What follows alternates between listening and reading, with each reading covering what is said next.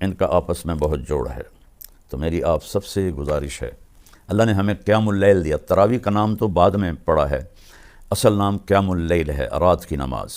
تو اس میں یہ اس پر یوٹیوب پر لڑائی ہو رہی، 8 نہیں ہیں 20 ہیں، 20 نہیں ہیں 8 ہیں۔ بھائیو، پوری امت نے سینکڑوں سال 20 رکعت پڑھی ہیں، اور امت کا جو عمل ہوتا ہے صدیوں کے ساتھ،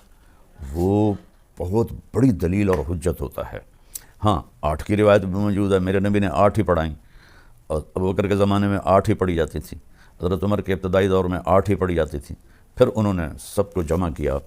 موطا امام مالک کی روایت ہے کہ آپ نے ابی بن کعب اور تمیم داری سے فرمایا کہ 20 تراویح پہ لوگوں کو جمع کرو، تو اس سے سب صحابہ نے قبول کیا، کسی نے نہیں کہا یہ تو بدعت ہے، پہلے تو 8 پڑھی جاتی تھیں، چونکہ یہ نوافل ہیں، نفل زیادہ پڑھو نفل تھوڑے پڑھو، اس میں کوئی بدعت کی بات نہیں ہے، بلکہ خلافت راشدہ کے دور میں 20 چلتی تھیں، بعد میں 20 چلیں۔ پھر تراویح کا نام کیسے پڑا اس کا کہ مکے والے 4 تراویح پڑھتے تھے اور پھر ایک طواف کرتے تھے، ترویح اس کو کہتے ہیں، ترویحہ، آرام کرتے تھے، ذرا پاؤں کھول لیتے تھے اور طواف کر لیتے تھے، پھر 4 تراویح پڑھتے تھے، پھر ایک طواف کرتے تھے، یہ دوسرا ترویحہ، پھر 4 تراویح پڑھتے تھے، پھر طواف کرتے تھے، یہ تیسرا ترویحہ،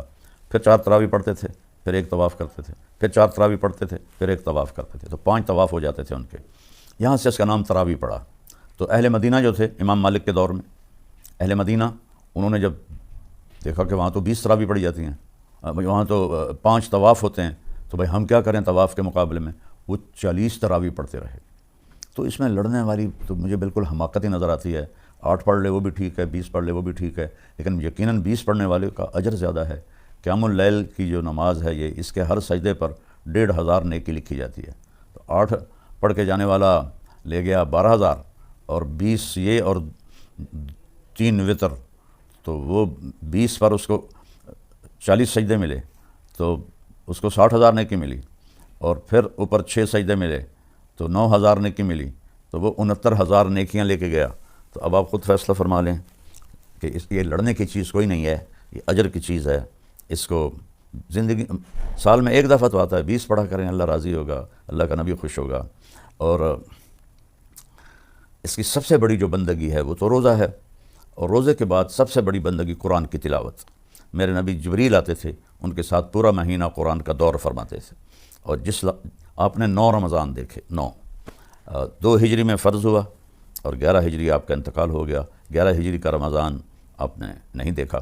تو محرم میں 11 ہجری شروع ہوئی اور ربیع الاول میں آپ کا انتقال ہو گیا۔ تو جس سال آپ کا انتقال ہوا اس سال آپ نے جبریل کے ساتھ 2 دفعہ قرآن کا تکرار کیا، پہلے جبریل پڑھتے تھے پھر آپ پڑھتے تھے، پھر جبریل پڑھتے تھے پھر آپ پڑھتے تھے، تو جس سال آپ دنیا سے گئے اس سال 2 دفعہ قرآن کو ختم کیا گیا۔ اور میرے نبی کا فرمان ہے، اذا التبست علیکم الامور کقطع اللیل المظلم فعلیکم بالقرآن، جب اندھیری رات کی طرح فتنے چھا جائیں تو قرآن کو مضبوطی سے پکڑ لو، فإنہ ماحل مصدق وشافع مشفع، یہ جس کے بارے میں جھگڑا کرے گا اللہ وہ اس کا جھگڑا بھی مانے گا، جس کی سفارش کرے گا اللہ اس کی سفارش بھی قبول کرے گا، من جعلہ امامہ قادہ الی الجنہ، جو قرآن کو آگے رکھ کر زندگی گزارے گا یعنی اس کے تابع ہو کر، تو یہ قرآن اسے جنت میں لے جائے گا، من جعلہ خلفہ ساقہ الی النار، جو اسے پیچھے رکھے گا اسے قرآن دھکا دے کے جہنم میں ڈال دے گا۔ تو جتنے یہ بیٹھے ہوئے ہیں یوٹیوب پر اور دین کو بیان کر رہے ہیں، وہ دین نہیں بیان کر رہے، وہ تو لڑائیاں کر رہے ہیں، کوئی رفع یدین پہ جھگڑے کر رہا ہے، کوئی 8-20 پہ جھگڑے کر رہا ہے، کوئی کسی چیز پہ جھگڑے کر رہا ہے، کوئی صحابہ کی جنگوں پہ جھگڑے کر رہا ہے۔ وہ میرے بھائیو، اللہ تعالیٰ نے جن چیزوں کے بارے میں ہم سے سوال کرنا ہے وہ لوگوں کو بتاؤ کن چیزوں میں پھنسا دیا ہے جن کا آخرت میں آپ سے سوال نہیں۔ تلک امۃ قد خلت لہا ما کسبت ولکم ما کسبتم ولا تسألون عما كانوا يعملون، وہ لوگ چلے گئے، جو کیا وہ ان کا اجر، جو غلط کیا وہ ان کا گناہ، تم سے تھوڑے پوچھا جائے گا،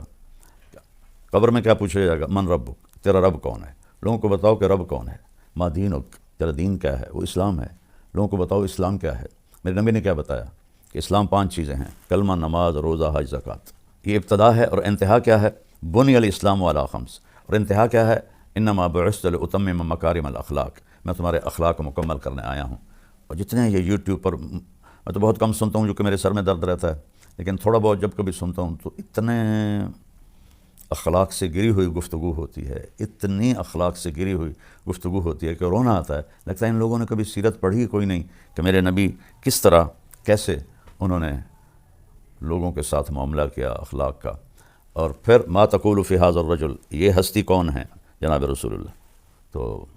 اپنے نبی کی زندگی بتاؤ۔ تو یہ سوال ہیں جو ہم سے پوچھے جائیں گے۔ پھر قیامت کے دن لا تزال قدم عبد حتی یسأل عن اربع، زمین انسان کے پاؤں کو پکڑ لے گی جب تک چند سوال نہ ہوں۔ ان عمرہ فیما افنا ہو، بتاؤ میرے بندے زندگی کہاں خرچ کی۔ ان شبابہ فیما ابلا ہو، جوانی کہاں کیسے گزاری۔ ان علمہ ما عمل بہ، علم کے بارے میں پوچھا جائے گا کیا عمل کیا۔ ان مالہ من این اکتسب وفیما انفق، پیسہ کہاں سے کمایا کہاں خرچ کیا۔ یہ سوال ہیں، یہ لوگوں کے اندر ان کو ابھارو، کن چیزوں پہ لڑ رہے ہو۔ پھر ایک دوسرے پر اعتراض ہوتا ہے تو وہ اس کا جواب دیتا ہے، پھر وہ اس کا جواب دیتا ہے، وہ اس کا جواب دیتا ہے۔ کیا تم اس لیے بیٹھے ہو کہ لوگوں کو کی زندگی برباد کرو، ان کا وقت ضائع کرو؟ تو میری آج کی گفتگو صرف قرآن کی عظمت پر تھی کہ قرآن کو ہم اپنی زندگی کا راہبر بنائیں اور اس کی تلاوت کریں، اس کا ترجمہ پڑھیں اور اپنے اللہ سے مانگیں۔ اگر آپ قرآن کا صحیح ترجمہ پڑھ لیں تو آپ سامنے بیٹھنے والوں کو پکڑ سکتے ہیں کہ کیا بول رہے ہو۔ تو میری گزارش ہے تراویح کا اہتمام کریں، لوگوں کو سحری کھلائیں، لوگوں کو افطاری کروائیں، تو اللہ تعالیٰ خوش ہوگا ماشاءاللہ۔